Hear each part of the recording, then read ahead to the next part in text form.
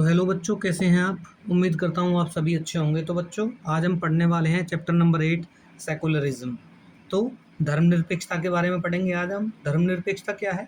Secularism means respecting all religions and giving freedom to every individual to follow their path. It means धर्मनिरपेक्षता का अर्थ होता है कि सभी धर्मों का सम्मान करना और प्रत्येक व्यक्ति को अपनी आस्था के लिए क्या देना, आज़ादी देना कि भाई वो किसी भी रिलीजन में क्या कर सकता है, मतलब विश्वास कर सकता है। ठीक है ना।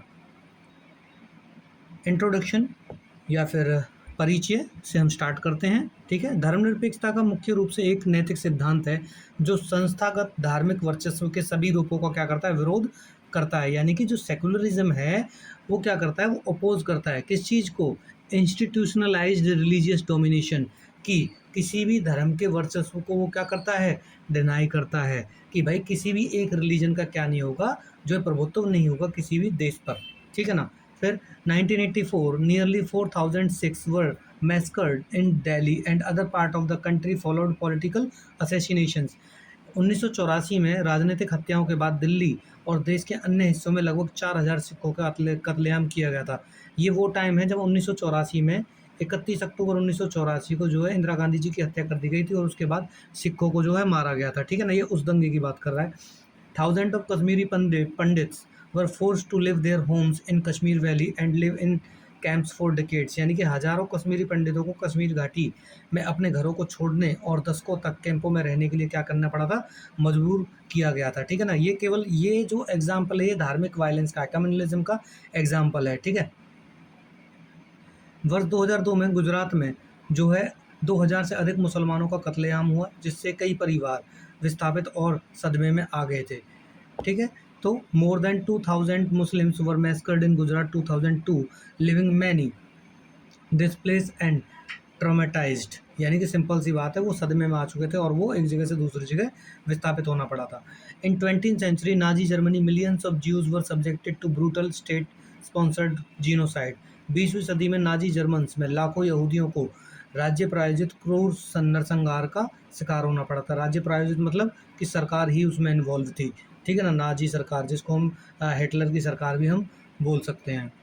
फिर समकालीन सऊदी अरब में गैर मुस्लिम जो नागरिक हैं किसी भी मंदिर, चर्च या सार्वजनिक प्रार्थना स्थल का निर्माण नहीं कर सकते हैं। जो आज के टाइम में जो सऊदी अरब है वहाँ पर कोई भी और धर्म अपने पूजा स्थल का निर्माण नहीं कर सकता है। Non Muslim citizens can not build temple, church, public prayer hall in contemporary Saudi Arabia. ठीक है। इसराइल में रहने वाले अब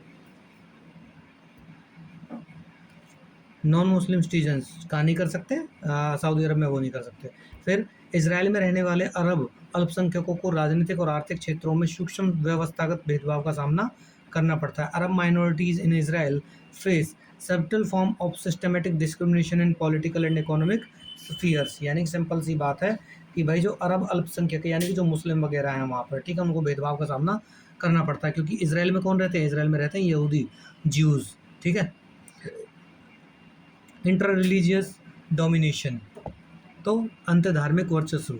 secularism does not merely challenge inter religious domination but also target inter religious operations. यानी कि धर्मनिरपेक्षता केवल विभिन्न धर्मों के बीच में जो वर्चस्व का ही नहीं बल्कि एक ही धर्म के अंदरूनी उत्पन्न का भारी विरोध करती है। यानी कि जो सेकुलरिज्म है, धर्मनिरपेक्षता है, ऐसा नहीं है कि दो धर्मों, मान लीजिए दो धर्म है, एक मुस्लिम है एक हिंदू है, कि ऐसा नहीं है कि हिंदू मुसलमान के ऊपर डोमिनेंस कर रहा है या मुसलमान हिंदू के ऊपर डोमिनेशन कर रहा है तो उसका ही विरोध नहीं करती है। ये इस चीज़ का विरोध करती है कि एक ही धर्म के अंदर जो जातिगत भेदभाव होता है या फिर एक जो ग्रुप है दूसरे ग्रुप को दबाने का प्रयास करता है तो उसका भी विरोध करती है।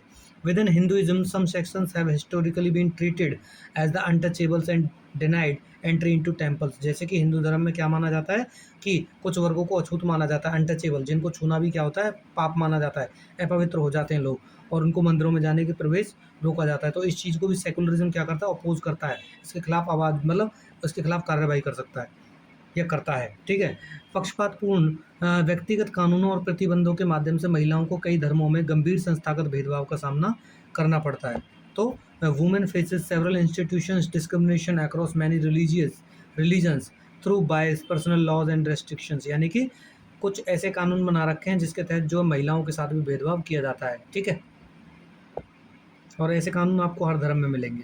ठीक है। जैसे कि ये दिखाती है, ये जो पिक्चर है क्या दिखाती है, इंट्रा रिलीजियस डोमिनेशन, यानी कि ये देखिए जो ब्राह्मण खड़ा है, ये जो अमीर लोग हैं या ऊंचे तबके के जो लोग हैं जिनको अपर कास्ट बोला जाता है, उनको मंदिर में जाने की प्रवेश देता है, बट टेम्पल एंट्री प्रोहिबिटेड, किसके लिए, मंदिर में जाने के लिए रोक है, किसके लिए, दलितों के लिए, ठीक है ना, SC ST, ठीक है।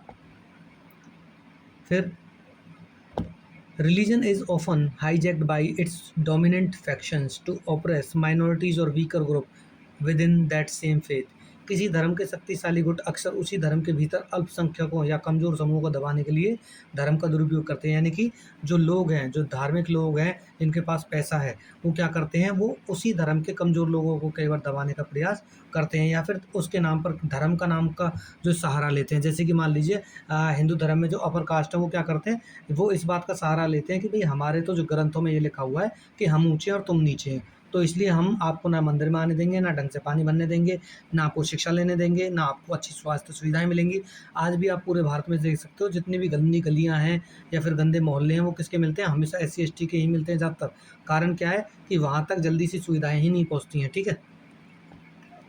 Secularism must promote freedom with in A religion alongside equality between and with in diverse religions, यानी कि धर्मनिरपेक्षता को विभिन्न धर्मों के बीच समानता के साथ साथ एक ही धर्म के भीतर स्वतंत्रता और समानता को बढ़ावा देना चाहिए। तो सेकुलरिज्म में क्या किया जाता है, धर्मों के बीच समानता को बढ़ावा दिया जाता है, भाई सारे धर्म एक जैसे ही हैं, ठीक है, सबका सम्मान करना चाहिए। और दूसरा, एक ही धर्म के भीतर जो भेदभाव हो रहा है उससे क्या करना है, उससे लोगों को निकालना है, उसके खिलाफ जो है काम करना है, हमको सबको समानता की भावना बढ़ानी है सबके अंदर, ठीक है। What is secularism, what is a secular state, धर्मनिरपेक्ष राज्य क्या होता है। तो एक धर्मनिरपेक्ष राज्य को सीधे किसी पुरोहित वर्ग या किसी विशेष धार्मिक तंत्र द्वारा नहीं चलाया जाता, यानी कि जो सेकुलर स्टेट होता है उसको किसी भी एक धर्म के द्वारा नहीं चलाया जा सकता, ठीक है ना। फिर A state governed directly by the priestly order is known as the theocratic state, such as Taliban ruled Afghanistan। जिस भी राज्य को या जिस भी स्टेट या जिस भी कंट्री को जो है किसी एक पुरोहित वर्ग यानी कि धार्मिक गुरु द्वारा चलाया जाएगा, तो उस राज्य को हम थियोक्रेटिक कहते हैं, यानी कि धार्मिक तंत्र कहते हैं, या धर्मतांत्रिक जो है राज्य कहते हैं। जैसे कि तालिबान शासित अफगानिस्तान, यानी कि जो वहाँ का धार्मिक गुरु होगा, जो पुरोहित होगा, वही क्या करेगा, वो देश पे राज करेगा और धर्म के अनुसार ही देश को चलाएगा। फिर to be truly secular state must refuse to establish any particular religion as its official state religion, यानी कि जो भी स्टेट, जो भी देश सेकुलर होगा, वो क्या करेगा, किसी भी राज्य, मतलब किसी राज्य को किसी भी विशेष धर्म को अपनाने, आधिकारिक राज्य धर्म बनाने घोषित करने से इनकार कर देगा। यानी कि जो सेकुलरिज्म है ये क्या करेगा, किसी भी देश को ये नहीं कहने देगा कि हमारा जो देश का जो धर्म है वो क्या है, ये एक धर्म हो सकता है, यानी कि देश का कोई एक धर्म नहीं होगा, ठीक है। सेकुलरिज्म इस बात पर जोर देता है, ठीक है। जैसे पाकिस्तान मान लीजिए इस्लामिक देश है, लेकिन भारत का क्या कोई रिलीजन है, नहीं, भारत एक सेकुलर कंट्री है और भारत का कोई ऑफिशियल रिलीजन नहीं है, ठीक है। भारत सभी रिलीजन्स की क्या करता है, रिस्पेक्ट करता है। सेकुलर स्टेट, ठीक है, सेकुलर स्टेट हम जानते हैं क्या होता है, ठीक है, क्या करता है, इक्वेलिटी फॉर ऑल रिलीजन, सबको समान नज़र से देखता है। फिर फ्रीडम ऑफ ऑल रिलीजन, सब अपने अपने धर्मों का पालन कर सकते हैं। फिर इक्वल ट्रीटमेंट बिफोर लॉ, सबको कानून के समक्ष जो है समान मानता है, ठीक है ना। Separation of religion and state, जो राज्य के कानून है और जो रिलीजन है वो अपनी अपनी जगह पर होते हैं, दोनों एक दूसरे के काम में इंटरफेयर नहीं करते हैं। फिर नो स्टेट रिलीजन, देश का कोई भी धर्म नहीं होगा। और protection of minority rights, minority मतलब जो लोग संख्या में कम है उसको बोलते हैं माइनॉरिटी, और जो लोग संख्या में ज़्यादा होते हैं, नंबर्स में ज़्यादा होते हैं, उनको बोलते हैं मेजॉरिटी। तो जो संख्या में कम है उनको प्रोटेक्ट करता है कौन, जो है देश, ठीक है। किस लिए, ताकि जो संख्या में ज़्यादा है वो उनको दबाने का काम ना करें, ठीक है। तो state like England have established church but allow religions freedom making them different from the strict theocracies. England जैसे राज्यों में स्थापित चर्च है, लेकिन वे धार्मिक स्वतंत्रता देते हैं और उन्हें कड़े धर्म तंत्रों से अलग बनाता है। देखिए, भले ही ब्रिटेन में चर्च को प्रायोरिटी दी जाती हो, लेकिन वहाँ पर सिंपल सी बात है, सभी को अपनी अपनी धार्मिक स्वतंत्रता है, ठीक है। और सिंपल सी बात है, सबको अगर अपनी अपनी स्वतंत्रता है तो कोई किसी के वर्शिप में या फिर किसी के धर्म में जो है अड़चन नहीं डालेगा, और अगर कोई ऐसा करता है तो उसके तहत जो है कानूनी कार्रवाई की जाएगी, बिल्कुल सख्त, ठोस एकदम। A secular state must be committed to principles like peace, equality, freedom derived from the non religious sources.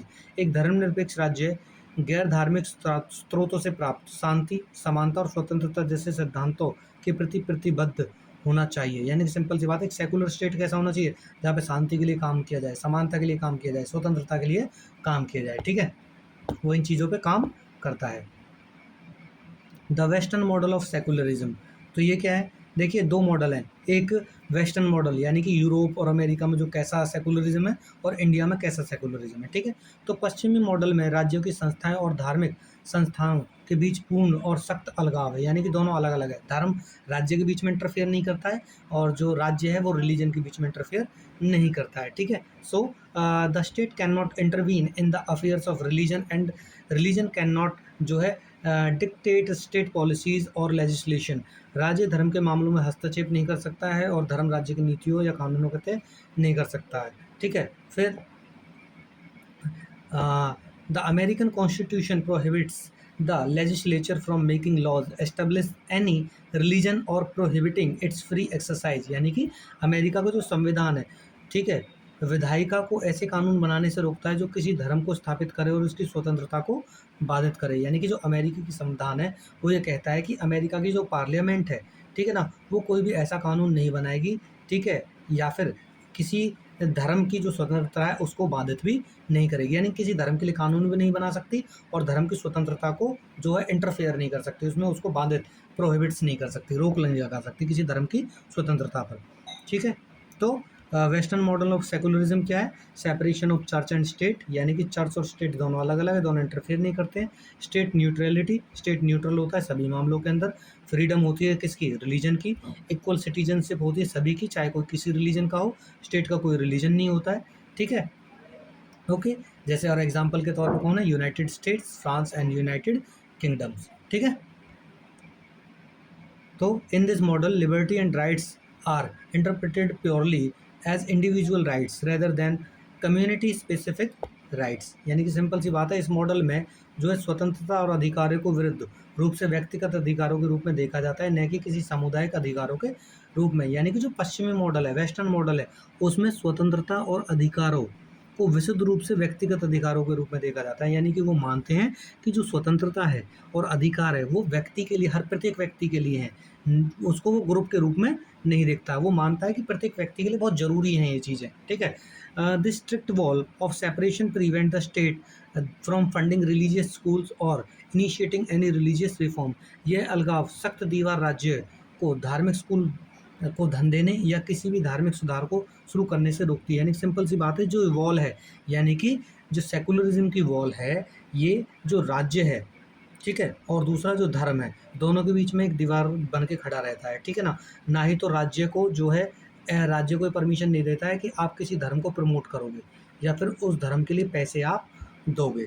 ठीक है ना, ओके, फिर बात करते हैं, केस स्टडी है इसमें, फ्रांस में पश्चिमी धर्मनिरपेक्षता। तो फ्रांस में जो है धर्मनिरपेक्षता के बारे में पढ़ेंगे, सेकुलरिज्म के बारे में। फ्रांसीसी धर्मनिरपेक्षता के मॉडल को लेसिते कहा जाता है। ठीक है, जो सार्वजनिक क्षेत्र से धर्म की पूर्ण अनुपस्थिति की मांग करता है पब्लिक लाइफ से। The French model of secularism known as a laicite demand total absence of religion from the public sphere, यानी कि जहाँ पे सार्वजनिक कल्याण की अगर बात आती है, लोगों की बात आती है, तो वहाँ से ये रिलीजन को बिल्कुल ही क्या कर देता है, एब्सेंस कर देता है। यानी कि मान लीजिए अगर किसी एक शहर का क्या करना है, भला करना है, तो हम उस शहर का भला करने के लिए, वहाँ पे स्कूल खोलने के लिए, हॉस्पिटल खोलने के लिए ये थोड़ी ना देखेंगे भाई किस धर्म के लोग ज़्यादा हैं वहाँ पे, नहीं, हम तो देखेंगे कि ये तो हमारे सारे जो हमारे देश के लोग हैं, तो हम क्या करेंगे, वहाँ पे धर्म को नहीं देखेंगे, हम वहाँ पर केवल देखेंगे लोगों को। ठीक है, फिर वर्ष 2004 में फ्रांस ने स्कूल छात्रों द्वारा स्पष्ट दिखाने वाले धार्मिक प्रतीकों चिन्हों को पहनने पर प्रतिबंध लगाने का कानून बनाया। इन 2004 France passed a law banning school students from wearing conspicuous religious symbol और साइंस, यानी कि सिंपल सी बात है, फ्रांस में स्कूलों में ऐसा रूल बना दिया कि भाई आप ऐसे चिन्हों को, ऐसे सिंबल्स को नहीं ला सकते हो, ना पहन सकते हो जो किसी भी एक धर्म का प्रतीक हो। ठीक है ना, हालांकि इंडियन स्कूल्स में क्या देखते हैं, इंडियन स्कूल्स में देखते हैं कि आपको साफ साफ ऐसे सिंबल्स, ऐसी पिक्चर्स या फिर ऐसे जो है रिलीजियस जो है सॉन्ग गाने को मिल जाते हैं कि जो किसी एक धर्म को बढ़ावा देते हैं। मान लीजिए स्कूल क्या है, स्कूल बच्चे एक सेकुलर प्लेस होता है, क्या होता है, एक सेकुलर प्लेस होता है, वहाँ पे किसी एक धर्म का प्रभुत्व तो होता नहीं है, या किसी एक धर्म के बच्चे तो पढ़ते नहीं है। मान लीजिए एक स्कूल है, स्कूल में भाई मुस्लिम का बच्चा भी पढ़ेगा, बुद्धिस्ट का बच्चा भी पढ़ेगा, हिंदू का बच्चा भी पढ़ेगा, ठीक है, या फिर हो सकता है भाई क्रिश्चियन का भी जो बच्चा पढ़ेगा। तो अगर आप उस स्कूल में किसी एक धर्म के भजन को चला दें, तो आप एक बात बताइए, क्या आप उन बच्चों के साथ अन्याय नहीं कर रहे हो? ठीक है ना? मैंने बहुत से स्कूलों में देखा है, क्या देखा है कि एक रिलीजन के भजन को चला देते हैं। भाई अगर एक बात बताओ, अगर आप ऐसा करोगे तो दूसरे रिलीजन का बच्चा अपने आप को सिक्योर कैसे मानेगा? मेरा मानना तो ये है बेटा, पर्सनल मेरा विचार है कि स्कूल में किसी भी देवता की फ़ोटो होनी ही नहीं चाहिए। ना ही किसी देवी देवता की मूर्ति होनी चाहिए, ना ही किसी धर्म के भजन गाने चाहिए, बल्कि उनको सबको जो है इन चीज़ों से दूर रखना चाहिए। जब बच्चा खुद बड़ा होगा, खुद पढ़ेगा, तो वो अपने धर्म का जो है चुनाव खुद कर लेगा कि उसको किस धर्म में जाना है, ठीक है? अगर वो नहीं पढ़ेगा तो वो समझ नहीं पाएगा। सिंपल सी बात है, जो अनपढ़ है वो एक भेड़ की तरह होता है, जिसको जहाँ आप चाहो उधर चला दो, कोई दिक्कत ही नहीं है, उसके दिमाग के साथ आसानी से खेला जा सकता है, ठीक है? तो this law heavily penalized Muslim girls wearing head calves, and Jews students wearing skull caps, and Sikh student with turbans। यानी कि इस कानून ने हिजाब पहनने वाली मुस्लिम लड़कियों, स्कल कैप पहनने वाले यहूदी छात्रों और पगड़ी पहनने वाले सिख छात्रों को भारी प्रभावित किया। आलोचक का तर्क है कि धर्मनिरपेक्षता की यह व्याख्या प्रवासी धार्मिक अल्पसंख्यकों की अभिव्यक्ति की स्वतंत्रता को कम करती है। यानी कि जो क्रिटिक्स हैं वो तर्क देते हैं, आर्ग्यू करते हैं, भाई सेकुलरिज्म का जो मॉडल है, cartel the freedom of expression for migrant religious minority, यानी कि कहीं ना कहीं ये उनके खिलाफ काम करता है, ठीक है? ओके, मैं ये मानता हूँ, देखिए, चाहे कोई हिजाब पहने, चाहे कोई टोपी पहने, ठीक है ना, चाहे कुछ और पहने, लेकिन मेरा मानना ये है कि स्कूलों को पूरी तरह से क्या होना चाहिए, सेकुलर होना चाहिए हर चीज़ में। स्कूल का अपना एक रूल रेगुलेशन होना चाहिए, जहाँ पे धार्मिक रूल प्रवेश ना कर सकें, वो स्कूल है ओरिजिनल में, ठीक है? The Indian model of secularism, धर्मनिरपेक्षता का भारतीय मॉडल क्या है? अब तक हमने पढ़ा क्या, यूरोपियन मॉडल, जिसमें हमने देखा धर्म राज्य के काम में इंटरवीन नहीं करता और राज्य धर्म के काम में इंटरवीन नहीं करता है। दोनों के बीच में एक वॉल है जिसका नाम है सेकुलरिज्म, ठीक है ना, सेकुलर कंट्री है वो, ठीक है?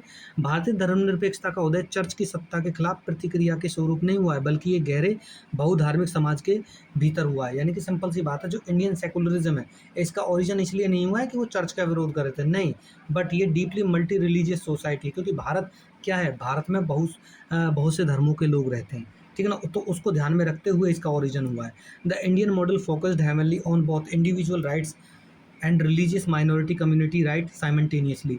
भारत जो भारतीय मॉडल है, एक ही समय में व्यक्तिगत अधिकारों और धार्मिक अल्पसंख्यक समुदाय के अधिकारों दोनों पर समान रूप से क्या करता है, केंद्रित करता है। यानी सिंपल सी बात है, जो भारत का सेकुलरिज्म है, धर्मनिरपेक्षता है, वो क्या करती है, वो व्यक्तिगत अधिकारों की भी रक्षा करती है, और साथ साथ में ये भी देखती हैं कि अल्पसंख्यक के जो अधिकार है उनका हनन ना हो, उनका वायलेशन ना हो, उनको दोनों जो है मिले, यानी कि उनको सिविल राइट्स भी मिले और उनको रिलीजियस राइट भी दिए गए, ठीक है? फिर Jawaharlal Nehru emphasise that secularism is not just a separation of state and religion but equal respect for all faiths. Jawaharlal Nehru ने इस बात पर जोर दिया था कि धर्मनिरपेक्षता केवल राज्य और धर्म का अलगाव नहीं है, बल्कि सभी धर्मों के समान सम्मान है। यानी कि नेहरू जी एक बात कहते थे कि भाई धर्मनिरपेक्षता का मतलब ये नहीं होता है कि आपने राज्य के काम अलग कर दिए और आपने किसके काम कर दिए, रिलीजन के अलग जो है वो कर दिया, मतलब धर्म और राज्य और रिलीजन को आपने अलग कर दिया है, ठीक है ना, स्टेट को और रिलीजन को आपने अलग कर दिया। केवल सेकुलरिज्म ये ही नहीं है, सेकुलरिज्म का मतलब ये है कि जितने भी रिलीजन्स हैं, ठीक है ना, उन सभी की आपको क्या करनी है, रेस्पेक्ट करनी है। एक बार खुद जो है नेहरू जी ने कहा था कि भाई कोई आगे भविष्य में आएगा और हमारे देश को किसके नाम पर बांट देगा, धर्म के नाम पर बांट देगा। तो याद रखिए, धर्म ज़्यादातर वहाँ पर हावी होता है जहाँ पे अज्ञानता होती है, जहाँ पे लिटरेसी रेट कम होता है, लिटरेसी रेट यानी कि पढ़े लिखे लोग कम होते हैं। और याद रखिए, डेमोक्रेसी बनाई उन लोगों के लिए गई है जहाँ लोग अपने अधिकारों के बारे में जानते हैं, जहाँ लोग थोड़े पढ़े लिखे होते हैं, ठीक है ना, वहाँ पे धर्मांधता, धर्म में लोग अंधे नहीं होते हैं, ना ही दूसरों को मारते हैं, जातिवाद में लोग अंधे नहीं होते हैं, ठीक है? तो क्या आपको क्या लगता है, आप कमेंट करना कि भारत एक रिलीजियसली धर्मांध देश है? आपको क्या लगता है इस देश में कितने % लोग जो हैं धर्म में अंधे हुए पड़े हैं, ठीक है? तो इंडियन मॉडल ऑफ सेकुलरिज्म, ठीक है? अब देखते हैं कि the Indian state maintain a strategy of principle distance instead of a rigid wall of mutual exclusion. भारतीय राज्य आपसी बहिष्कार की एक सख्त दीवार के बजाय सैद्धांतिक दूरी बनाए रखने की रणनीति पर काम करता है। यानी कि जो भारत है, भारत का जो सेकुलरिज्म है वो क्या करता है, वो एक दीवार के रूप में नाम काम नहीं करता, वो सारे धर्मों से अपने आप को मेंटेन करके रखता है। ठीक है ना। सैद्धांतिक दूरी का मतलब होता है जो एक देश है वो क्या करता है, वो एक देश सारे धर्मों से क्या करता है, वो दूरी मेंटेन करके रखता है। ना हम आपके हैं भाई, ना ही हम आपके हैं। ठीक है ना। हम सबको इक्वली क्या करेंगे, ट्रीट करेंगे। और ना ही वो देश किसी एक धर्म के पक्ष में झुकता है, ना ही दूसरे धर्म को जो है सप्रेस करने का काम करता है। उसको बोलते हैं सैद्धांतिक दूरी, प्रिंसिपल्ड डिस्टेंस बोलते हैं इसको। ठीक है। Under principal distance, the state can intervene in religion to promote social justice, equality and fundamental right। तो जो सैद्धांतिक दूरी है इसमें क्या करता है, सैद्धांतिक दूरी के तहत राज्य सामाजिक न्याय, समानता और मौलिक अधिकारों को बढ़ावा देने के लिए धर्म में हस्तक्षेप कर सकता है।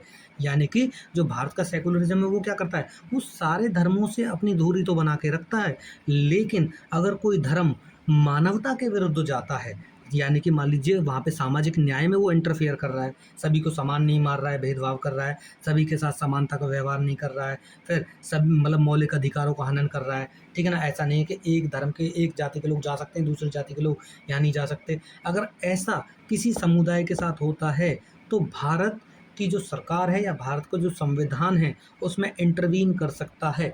ठीक है ना। उसमें कानूनी कार्रवाई कर सकता है। जैसे कि मान लीजिए the state banned untouchability, altered person laws and allow lower caste entry into Hindu temples. ठीक है ना। राज्य ने छुआछूत को प्रतिबंधित किया, व्यक्तिगत कानूनों में बदलाव किए, निचली जातियों के को हिंदू मंदिरों में प्रवेश करने की अनुमति दी। यानी कि सिंपल सी बात है, देखिए जो हिंदू है, ठीक है, मान लीजिए हिंदू कोई भी हो सकता है।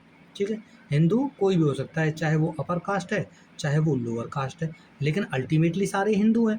और अगर सारे हिंदू हैं तो भाई एक बात बताओ, मंदिरों में जाने में किस बात की परेशानी है। ठीक है। किसी का विशेष अधिकार तो नहीं हुआ। ठीक है। अगर कोई इस बात को विशेष अधिकार कहता है तो सिंपल सी बात है, वो अपने ही लोगों के साथ क्या कर रहा है, भेदभाव कर रहा है। और जहाँ पर भेदभाव होगा वहाँ पे मानवता के विरुद्ध कार्य होगा, और जहाँ पे मानवता के विरुद्ध कार्य होगा तो सिंपल सी बात है भाई, कानून को अपना पालन करना पड़ेगा। ठीक है। लेकिन अगर मान लो कोई दलित हिंदू है, वो मंदिर जा रहा है, ठीक है, लेकिन एक दलित वो भी होता है जो कौन है, या तो बुद्धिस्ट मिलेगा या क्रिश्चियन मिलेगा या मुस्लिम मिलेगा। ठीक है ना। तो उनको तो मंदिर में जाने की जरूरत पड़ती ही नहीं है, क्योंकि उन्होंने अपना रास्ता ही बदल लिया है। ठीक है। तो केस स्टडी देखते हैं हम। तो एग्रेसिव सेकुलरिज्म इन तुर्की, तुर्की में आक्रामक धर्मनिरपेक्षता। इसका मतलब क्या है, after world war one Mustafa Kemal Ataturk lead ए एग्रेसिव या state driven secularisation process in तुर्की, या तुर्की आज के टाइम में तो इसको तुर्की बोलते हैं। प्रथम विश्व युद्ध के बाद मुस्तफ़ा कमाल अतातुर्क, इसको कमाल पाशा भी बोलते हैं, ने तुर्की में एक आक्रामक राज्य संचालित धर्मनिरपेक्षता की प्रक्रिया का नेतृत्व किया। यानी कि एक ऐसा सेकुलरिज्म बनाया जो किसके उसके लीडरशिप में काम कर रहा है, एक राज्य द्वारा, यानी कि देश द्वारा चलाया जा रहा है एक सेकुलरिज्म, एक देश फॉलो करवा रहा है। ठीक है ना। किसको, सेकुलरिज्म को। अतातुर्क ने पारंपरिक खिलाफत प्रणाली को समाप्त कर तुर्की को सांस्कृतिक जीवन को आधुनिक बनाने की के लिए सक्रिय प्रयास किया। यानी सिंपल सी बात है कि, तो आपको पता है तुर्की में एक सीट होती थी खलीफा की, किसकी, खलीफा की। ठीक है ना। एक खलीफा की सीट होती थी, माफ़ कीजिए ऐसे लिखते हैं शायद खलीफा। ठीक है। तो खलीफा की सीट होती थी। खलीफा मतलब मुसलमानों का जो सबसे ऊपर जो हेड होता है वो होता है खलीफा। ठीक है। तो क्या होता है कि जो मुस्तफ़ा कमाल पाशा होते हैं या अतातुर्क होते हैं, वो इस खलीफा के केस को, पद को ख़त्म कर देते हैं कि भाई आज से कोई भी किसी का हेड नहीं होगा। ठीक है ना। हम क्या करेंगे, हम टर्की को क्या बनाएंगे, एक मॉडर्न स्टेट बनाने का काम करेंगे। ठीक है ना। हम इन जो दकियानूसी ख्याल हैं इनको हम छोड़ देंगे। फिर राज्य ने कानूनी रूप से फेज टोपी और पारंपरिक धार्मिक पहनावे को प्रतिबंधित कर दिया और पश्चिमी कपड़े को बढ़ावा दिया। यानी कि देखिए राज्य ने क्या किया, जो ट्रेडिशनल रिलीजियस अटेयर्स थे, जो कपड़े पहनते रिलीजियस, उनको बैन कर दिया है। और उन्होंने अनकरेज किया किसको, वेस्टर्न क्लॉथ्स को। भाई सारे के सारे लोग सिमिलर से ही कपड़े पहनो, अलग अलग कपड़े नहीं पहनने, और ऐसे कपड़े बिल्कुल नहीं पहनने जो धार्मिक कट्टरता को बढ़ावा देंगे। ठीक है ना। He altered the Turkish language script, officially changing it from the Arabic script to the Latin alphabet। उन्होंने तुर्की भाषा की जो लिपि में बदलाव किया और इसे आधिकारिक तौर पर अरबी लिपि से बदलकर लैटिन वर्णमाला में कर दिया, यानी कि उन्होंने अपनी लैंग्वेज में भी बदलाव कर दिया।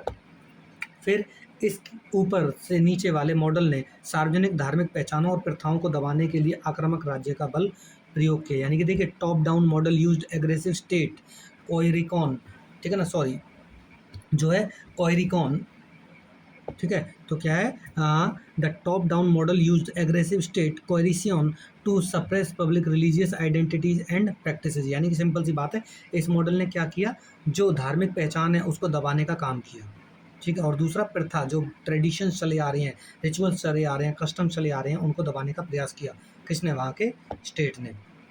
और आज देखिए तुर्की बहुत ही जो डेवलप है। इसके अलावा क्रिटिसिज्म ऑफ इंडियन सेकुलरिज्म, लोग इंडिया के सेकुलरिज्म की क्या करते हैं, बुराई करते हैं, आलोचना करते हैं, किस आधार पर, पहला एंटी रिलीजन, इसको ये एंटी रिलीजन मान रहे हैं, धर्म विरोधी मान रहे हैं। कैसे, आलोचक हैं जो क्रिटिक्स हैं वो क्या लॉजिक देते हैं, आर्ग्यू देते हैं कि धर्मनिरपेक्षता धर्म के प्रति शत्रुतापूर्ण है और गहरी जड़ों वाली पारंपरिक मान्यताओं को नुकसान पहुंचाती हैं।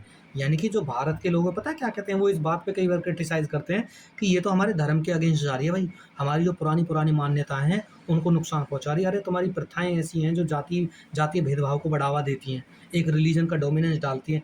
तो मतलब ये आर्ग्यू करते हैं वो लोग, लेकिन मैं इसको उल्टा आर्ग्यू कर रहा हूँ कि भाई सेकुलरिज्म धर्म जो है उसके धर्म के विरुद्ध नहीं होती है, वो सभी को समान अवसर देने पर विश्वास करती है। तो क्रिटिक्स कहते हैं ये हमारे धर्म के विरुद्ध है, ठीक है। फिर दूसरा वेस्टर्न इम्पोर्ट, यानी कि पश्चिमी आयात, वो कहते हैं जो धर्मनिरपेक्षता आया है ना, ये जो प्रोसेस आई है या प्रणाली आई है या जो ये सिद्धांत आया है, प्रिंसिपल आया है, किसका, सेकुलरिज्म का, ये पश्चिम से आया है। पश्चिम मतलब ये जो विचार है सेकुलरिज्म का, ये यूरोप से, अमेरिका जैसे देशों से आया है, ईसाई संदर्भों के अनुकूल है, लेकिन भारत के लिए पराई है। यानी कि ये ईसाइयों के लिए तो अच्छा है, लेकिन भारत के हिसाब से ये अच्छा नहीं है, ये ऐसा मानते हैं कौन, क्रिटिक्स, ठीक है। फिर वो क्या कहते हैं, ठीक है, फिर इसके अलावा वो क्या कहते हैं, वो कहते हैं माइनॉरिटीज़म। माइनॉरिटीज़म का मतलब क्या होता है भाई, वो कहते हैं कि जो अल्पसंख्यकवाद है, वो कहते हैं कि राज्य पर अल्पसंख्यक तुष्टीकरण की राजनीति करने और बहुसंख्यकों के हितों की अनदेखी करने का आरोप लगाया जाता है। यानी कि बहुत से लोग कहते हैं कि जो ये जो सेकुलरिज्म है वो क्या करता है, माइनॉरिटीज़ को ज़्यादा सपोर्ट करता है, एपीसीमेंट, और दूसरा इग्नोर करता है किसको, मेजोरिटी के इंटरेस्ट को, उनके हितों को, उनके भले को क्या करता है, इग्नोर करता है, ऐसा भी कहना है इनका। फिर जो है हस्तक्षेपवादी, यानी कि इंटरवीन करता है, इंटरविनिस्ट है ये, ठीक है ना, इंटरवेनिस्ट है ये, ठीक है। तो क्या करते हैं जो क्रिटिक्स है वो क्या कहते हैं, वो कहते हैं कि भाई जो हस्तक्षेपवादी इंटरवीन करता है किसमें, विरोधियों का कहना है कि धर्मनिरपेक्षता सरकार को धार्मिक स्वतंत्रताओं में अत्यधिक हस्तक्षेप करने की अनुमति देती है। यानी कि वो कहते हैं कि अगर कोई राज्य धर्मनिरपेक्ष है जिसका कोई धर्म नहीं है, तो वो क्या कर रहे हैं, भारत का जो धर्मनिरपेक्षता है वो धर्म के मामले में क्या कर रहा है, ज़रूरत से ज़्यादा हस्तक्षेप कर रहा है। पता है दुख इस बात का है इन लोगों को कि जो भारत का धर्मनिरपेक्षता वाला कानून है ना, ये किसी एक जो है समुदाय को विशेष जो अधिकार नहीं दे रहा है, ये दुख इस बात का है बस, ठीक है ना। ये क्या कर रहा है, इंडिया का जो सेकुलरिज्म है वो सभी को सेम जो है प्लेटफॉर्म दे रहा है कंपटीशन करने का, ठीक है, सभी को कहीं भी आने जाने की, कोई भी काम करने की आज़ादी दे रहा है। तो कुछ लोगों को ये चीज़ खलती है, ठीक है ना, और इसीलिए वो क्या करते हैं, इसकी बुराई भी कई बार करने का प्रयास करते हैं। फिर वोट बैंक पॉलिटिक्स, ठीक है, फिर क्या मानते हैं कि भाई ये वोट बैंक की राजनीति है, यानी कि वोट लेने के लिए किया गया है।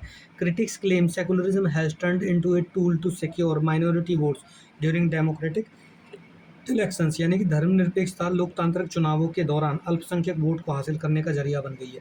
यानी कि वो मानते हैं कि भाई धर्मनिरपेक्षता को केवल इसलिए जो है ज़्यादा इस्तेमाल कर रहे हैं लोग, ताकि जो माइनॉरिटी हैं, मतलब जो संख्या में कम है, मान लीजिए जैसे कांग्रेस पे कई बार ब्लेम लगता है, वो क्या करते हैं कि भाई वो ज़्यादातर मुस्लिमों के लिए काम करती है या फिर और जो रिलीजन है उनके लिए काम करती है, ठीक है ना। तो मतलब आज के टाइम में राजनीति में भी इसका फ़ायदा उठाया जा रहा है, ठीक है ना। तो इसलिए वो क्या करते हैं, इतनी तरह से वो क्या करते हैं, क्रिटिक करते हैं किस चीज़ को, इंडियन सेकुलरिज्म को।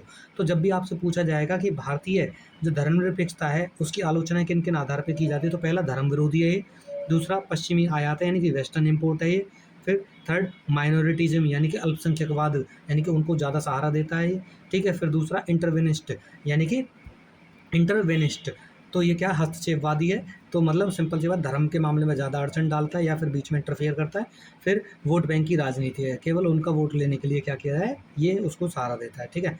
तो इसी तरह से आपका जो ये चैप्टर है ख़त्म होता है और पढ़ते रहिए, बढ़ते रहिए।